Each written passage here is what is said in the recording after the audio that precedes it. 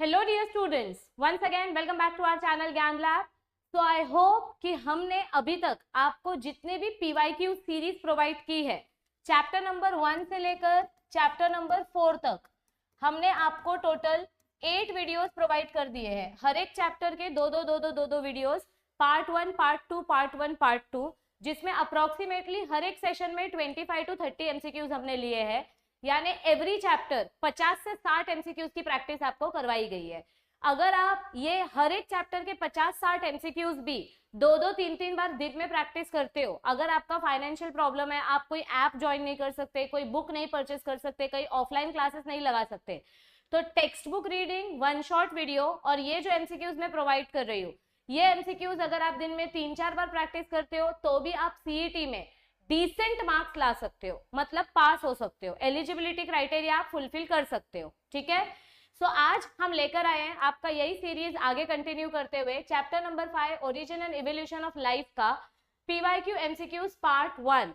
और एक चीज मैं अनाउंस कर दूं, अपना अप्रैल में क्लासेस, अपना ज्ञान लैब ट्यूटोरियल, ज्ञान लैब का जो यूट्यूब चैनल है, इसका 4th एनिवर्सरी है। तो अप्रैल में 5 अप्रैल को अपना 4th एनिवर्सरी है, उसके टाइम पे आपके लिए एक बहुत ही स्पेशल सा सरप्राइज आने वाला है for all our YouTube subscribers. कोई पैसे वाला सरप्राइज नहीं आने वाला है, बट ऐसा सरप्राइज आएगा कि जो करंट सब्सक्राइबर स्टूडेंट्स है उनका फायदा होगा। 100% it will be beneficial for them. लेकिन ये सरप्राइज सिर्फ उन बच्चों के लिए होगा जिन्होंने चैनल को सब्सक्राइब किया है। जिन्होंने चैनल को सब्सक्राइब नहीं किया है उनको इस सरप्राइज के बारे में पता ही नहीं चलेगा। ठीक है, तो ये सरप्राइज आपके हमारे जो एनिवर्सरी होगी ज्ञान लैब यूट्यूब चैनल की, उसी दिन रिवील होगा।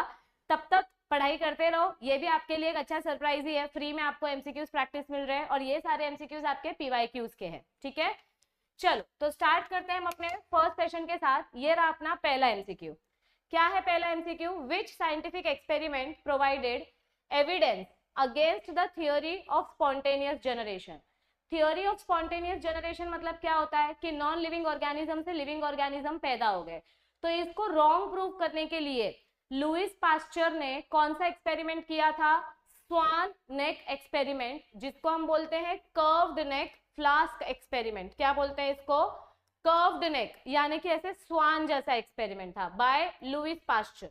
तो option number D is the correct answer. Yes, चलो नेक्स्ट क्वेश्चन देखते हैं। Select the incorrect match. देखो इधर पे क्वेश्चन नंबर 1 है, मैं क्वेश्चन नंबर डालते जाती हूँ, आप काउंट करते जाओ कितना राइट आया कितना रॉन्ग आया, लास्ट में आपको कमेंट करना है। आज का जो सेशन है टोटल 25 एमसीक्यूज हम लेने वाले हैं, तो उसमें से आपको कितना मार्क्स आया आपको कमेंट करके बताना है। अगर आपका मार्क्स इंप्रूव नहीं हो रहा है तो आपको टेक्स्ट बुक रीडिंग करनी है, तो आपका मार्क्स धीरे धीरे करके इंप्रूव होगा। एक दिन में कुछ नहीं होगा, टाइम लगेगा। ठीक है, identify the incorrect match. Theory of special creation, supernatural power, this is correct. Cosmozoic theory, दूसरे planet से cells आए, this is correct. Theory of spontaneous generation मतलब क्या होता है? नॉन लिविंग ऑर्गेनिज्म से लिविंग ऑर्गेनिज्म बनाना। तो living organisms produced from pre existing cells. ये स्पॉन्टेनियस जनरेशन का थियोरी नहीं है, ये बायोजेनेसिस वाला थियोरी है कि एक लिविंग ऑर्गेनिज्म से दूसरा लिविंग ऑर्गेनिज्म आता है। So this is the incorrect match, this is correct. Only option number C is incorrect. ये देखो, थियोरी ऑफ स्पॉन्टेनियस जनरेशन मतलब क्या होता है? नॉन लिविंग ऑर्गेनिज्म से लिविंग ऑर्गेनिज्म बनाना, इधर उल्टा दिया है। Next, choose the incorrect statement. This is question number 3, this was question number 2। Choose the incorrect statement regarding biochemical origin of life. It was formulated by Haeckel. It was developed by Oparin and Haldane. It suggests that protobionts are chemical aggregates जो nucleic acid से बना है. This is correct. Sidney Fox called protobionts as co-occur weights. No. Sidney Fox ने protobionts का नाम क्या रखा था? माइक्रोस्फीयर. co-occur weights नाम किसने रखा था? ओपेरिन ने. So this statement is wrong. Sidney Fox ने को-ऑकर वेट का नाम क्या रखा था? ये देखो, ओपेरिन ने को-ऑकर वेट का नाम ये रखा, प्रोटोबायोन्ट्स का नाम को-ऑकर वेट रखा, बट सिडनी फॉक्स ने इसका नाम क्या रखा था? प्रोटेनॉइड्स या microsphere. So option number D is the wrong statement. Next question, question number 4। Which of the following statements regarding primitive earth is not true? कौन सा स्टेटमेंट रॉन्ग स्टेटमेंट है अबाउट प्रिमिटिव अर्थ, जब अपना earth का एकदम original atmosphere था? The atmosphere was devoid of oxygen, this is correct, there was no oxygen in the atmosphere. Second, ultraviolet light reacted the surface reach the, ये reached आएगा, reach the surface of the earth directly, the atmosphere did not contain ozone layer, lightning and volcanic, ये भी right है, ये भी right है, ozone layer बनने में टाइम लगा, lightning and volcanic activities could not occur, ये रॉन्ग है ना, जब वोल्केनिक इरप्शंस हुआ तभी आपका ओशन का जो वाटर है वो इवेपोरेट हुआ और गैसेस फॉर्म हुए, सो this is the wrong statement, lightning and volcanic eruptions were occurring, text book की थ्योरी में सीधा सीधा दिया है, प्रिमिटिव अर्थ वाली थ्योरी में। चलो question number 5, arrange the following steps of Oparin and Haldane theory in proper order. सबसे पहले origin of earth of primitive atmosphere, ये फर्स्ट आएगा, formation of complex organic molecules, ये सेकंड आएगा, formation of protobionts and then formation of first cell, so 2 3 4 1, 2 3 4 1, option number B is the right answer.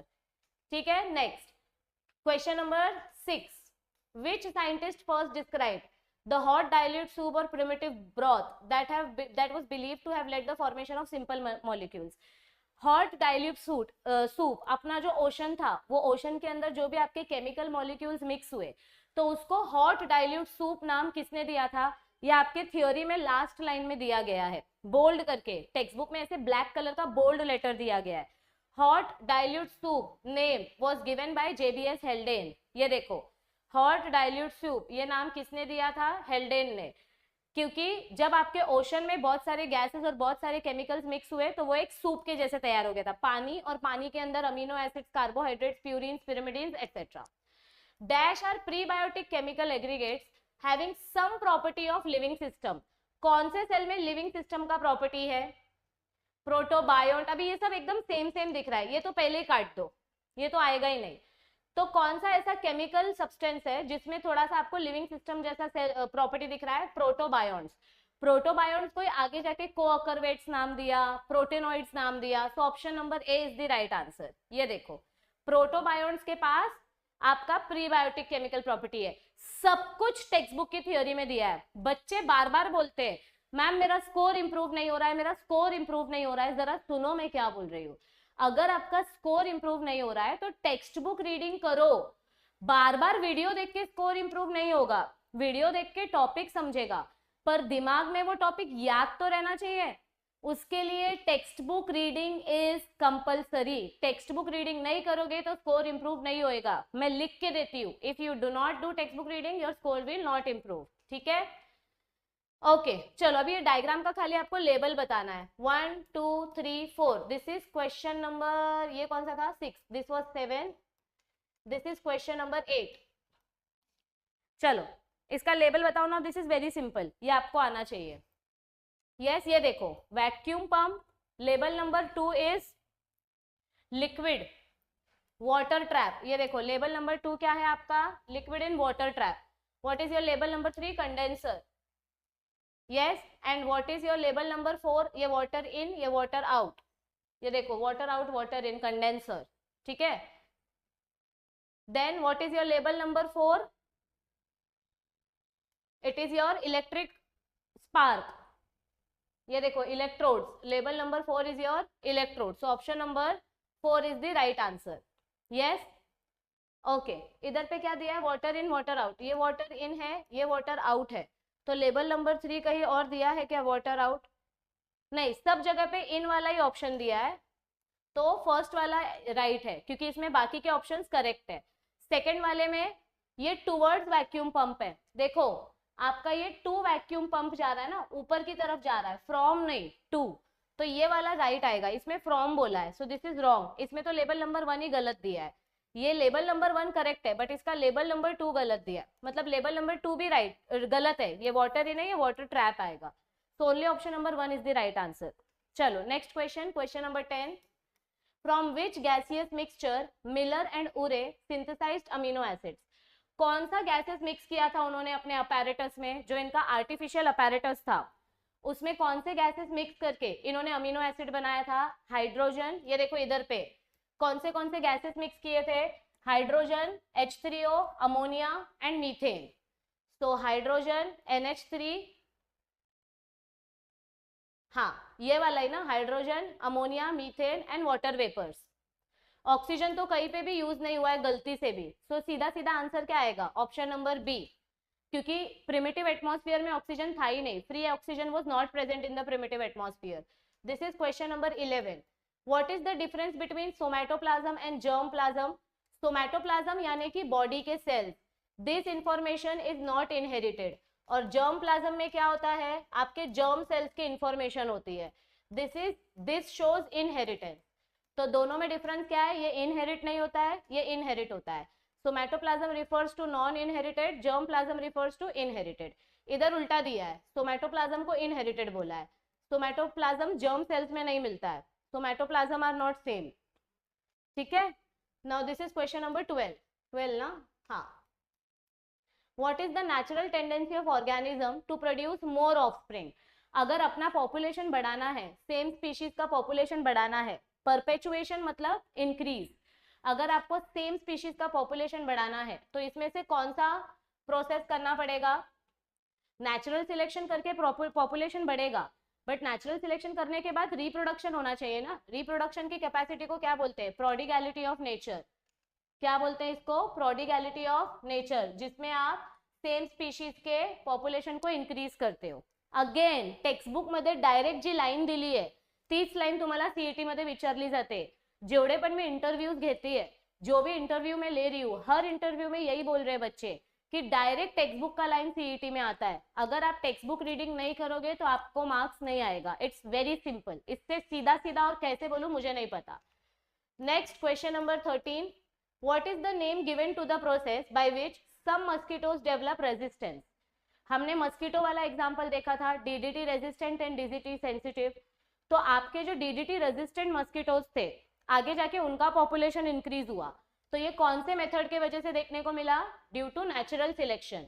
Natural selection के वजह से DDT mosquitoes का population आगे बढ़ गया। This is question number 14। चलो बताओ इसका आंसर बताओ। Yes, mutations are short, gradual and continuous, पहला ही स्टेटमेंट रॉन्ग है। म्यूटेशंस आर लॉन्ग, ये आपके म्यूटेशन थ्योरी की कैरेक्टरिस्टिक्स है। म्यूटेशंस आर इनहेरिटेबल, करेक्ट, एक जनरेशन से दूसरे जनरेशन में पास होते हैं। Useful mutations are selected by nature, sometimes yes, sometimes no. Speciation occurs due to accumulation of mutations, yes. Mutations are considered as raw material, correct. तो इसमें से option number 1, option number 4, sorry option number 2, option number 4 और option number 5 ये तो compulsory right है। Option number 3 is also right. देखो आपके text book में यहाँ पे दिया गया है म्यूटेशंस आर ऑलवेज लार्ज, इधर पे क्या बोला है शॉर्ट, इसीलिए it is wrong. They are inheritable, mutations are raw material, they can be useful और harmful and they are selected by nature. हाँ ये स्टेटमेंट मुझे याद नहीं था इसलिए मैं इसमें कंफ्यूज थी। So useful mutations are selected by nature, तो सारे पॉइंट्स करेक्ट है, सिर्फ फर्स्ट वाला पॉइंट रॉन्ग है। ठीक है, अगेन थियोरी में से डायरेक्ट क्वेश्चन आया और ऐसे ही क्वेश्चन आते हैं सीईटी में, कितनी बार बोलू पता नहीं। चलो now this is question number 15। चला फक्त 10 प्रश्न राहिले आहेत। Identify the true statements regarding genetic recombination and choose the correct option. Genetic recombination मतलब crossing over, it occurs in asexually, no. Asexual organism में जेनेटिक रिकॉम्बिनेशन कैसे होगा, इसमें तो बडिंग या फ्रेगमेंटेशन, ऐसे बच्चे पैदा होंगे।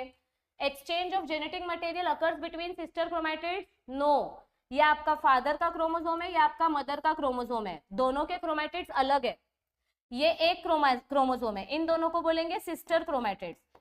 पण इन्फॉर्मेशन कधी पण सिस्टर क्रोमॅटिड्सच्या मध्ये एक्सचेंज होत नाही, इन्फॉर्मेशन दो अलग अलग क्रोमोसोम के अलग अलग क्रोमैटिड्स के बीच में एक्सचेंज होता है, so it always occurs between non sister chromatids. So this is also wrong statement, आपको करेक्ट ऑप्शन फाइंड आउट करना है। New genetic combination result in variation, correct. Recombination cause change in frequency of allele, this is also correct. Recombination की वजह से variation होगा और recombination की वजह से अलील फ्रीक्वेंसी चेंज होगा। तो option number 3 and 4 are correct, बाकी रॉन्ग। ठीक है, नेक्स्ट क्वेश्चन, ये देखो इधर दिया भी है। Okay, question number 16, what is the main difference between gene mutation and gene recombination? Gene mutation में क्या होता है, it occurs only a single gene, while genetic recombination can occur in any gene. ये थोड़ा सा कॉन्ट्राडिक्टरी स्टेटमेंट है, इसको hold पे रखो। Gene mutation only occurs during gamete formation, while genetic recombination can occur during both gamete formation and DNA replication, this is wrong statement. Gene mutation leads to creation of new alleles, this is correct, while genetic recombination leads to creation of new combination. This is also correct. ये गलत है. Gene mutation सिर्फ single gene में होगा ऐसा जरूरी नहीं है. जीन म्यूटेशन आपके बहुत सारे जीन में एक साथ हो सकता है. So this is wrong. ठीक है, only this statement is correct अभी तक. Gene mutation is caused by external factors. Yes, कभी कभी केमिकल्स के वजह से म्यूटेशन होता है. while genetic recombination is caused by internal factors. But ऐसा जरूरी नहीं है कि ये हमेशा एक्सटर्नल फैक्टर की वजह से होगा. कभी कभी इंटरनली भी जीन म्यूटेट होता है. So this is also contradictory statement. Only statement number C is correct. ठीक है, कि जब जब म्यूटेशन होगा आपको न्यू अलील्स मिलेंगे जिसके वजह से आपको नया कॉम्बिनेशन देखने को मिलेगा. Question number 17. You have to, इसमें से बहुत सारे स्टेटमेंट्स ट्रू है, सिर्फ एक स्टेटमेंट रॉन्ग है. आपको रॉन्ग स्टेटमेंट फाइंड आउट करना है. जीन मूवमेंट में occur due to migration of gametes. Transformation can result in gene flow. Gene flow can alter gene frequency. This is true. It occurs due to random fluctuation in allele frequency. Gene flow में random fluctuation होता है allele frequency का. No, random fluctuation किधर होता है? Genetic drift में. Gene flow में क्या होता है? Migration होता है. Gene flow में हमेशा migration होता है. रैंडम फ्लो जेनेटिक ड्रिफ्ट में होता है. नेचुरल डिजास्टर की वजह से आग लग गई, सुनामी आ गया, फ्लड आ गया, तो उसके वजह से अचानक से जीन फ्लो कम हो जाता है.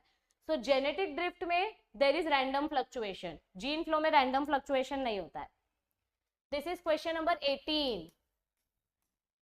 Select the incorrect match. Gene pool मतलब total number of genes. Correct. Gene frequency proportion of an allele to the total number of allele. Correct. Change in gene and gene frequency, movement of genes. ना, this is wrong, this is correct. Genetic drift मतलब अभी अपन ने क्या देखा? Fluctuation ना, random fluctuation. इसमें genes move नहीं होते हैं. Movement of genes बोला मतलब gene flow, और random fluctuation बोला मतलब genetic drift. दोनों उल्टा पुल्टा हो गया है. So this is the incorrect match.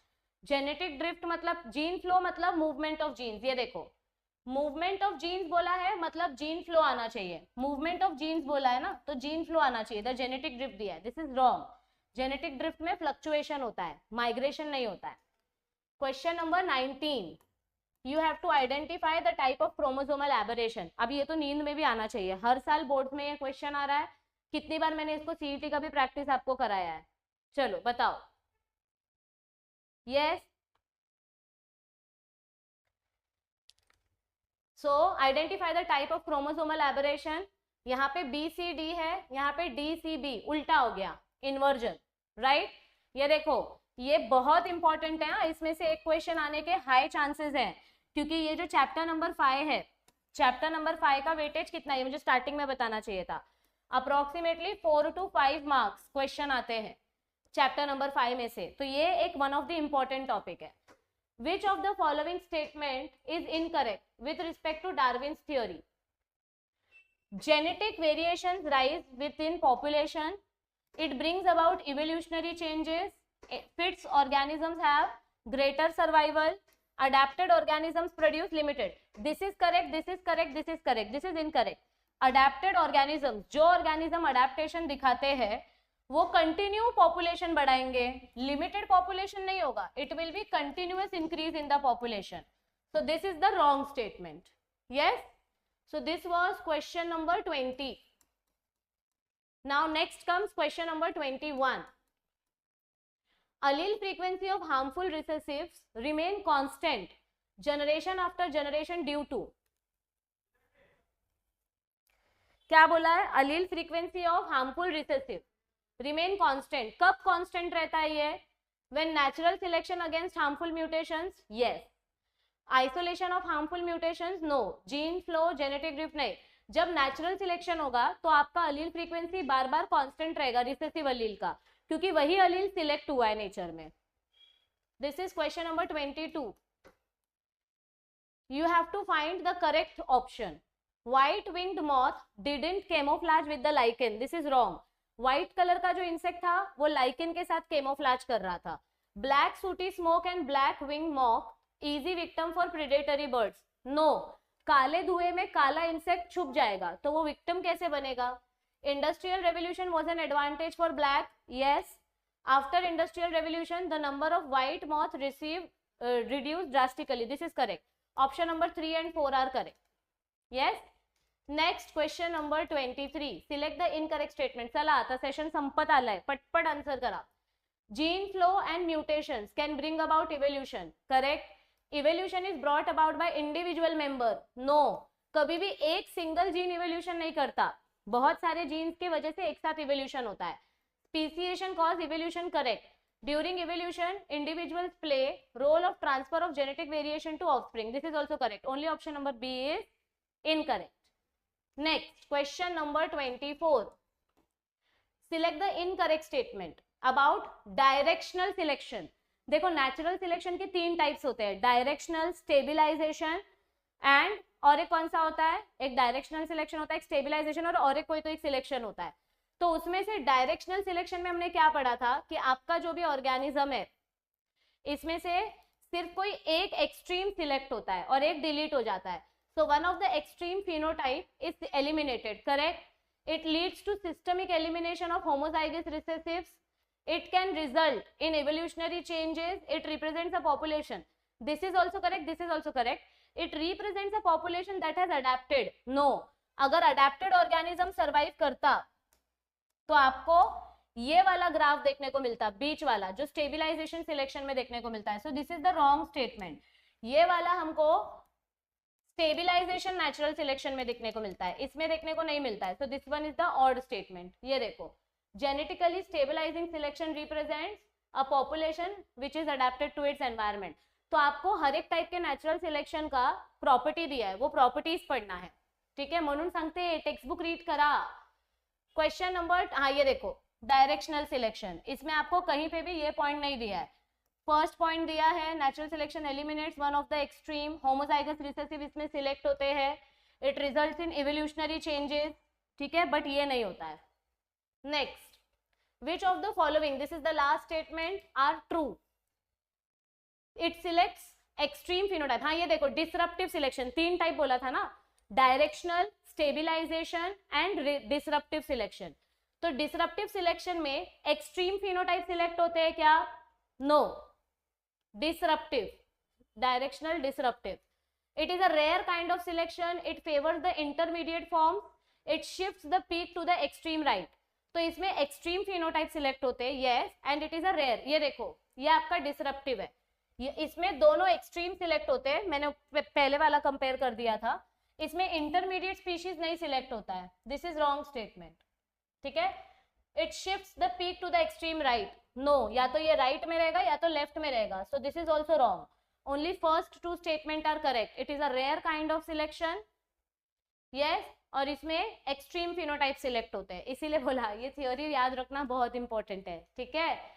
So here we are not done है, अभी और एमसीक्यूज है. 30 एमसीक्यूज है, मैं भूल गई. इस सेशन में भी 30 एमसीक्यूज है, इसका पार्ट 2 भी 30 एमसीक्यूज आएगा. वाह, आपके तो मजे हो गए. ये क्वेश्चन 26, होलोसीन. हाँ, अभी ये देखो, ये बहुत बकवास है. आपके टेक्स्ट बुक का जो एक टेबल है और ये वो वाला अपना जियोलॉजिकल टाइम स्केल, उसमें का ये क्वेश्चन है. अभी वो अगर आपको लर्न है तो अच्छी बात है, नहीं तो ऐसा क्वेश्चन ऑप्शन में छोड़ो.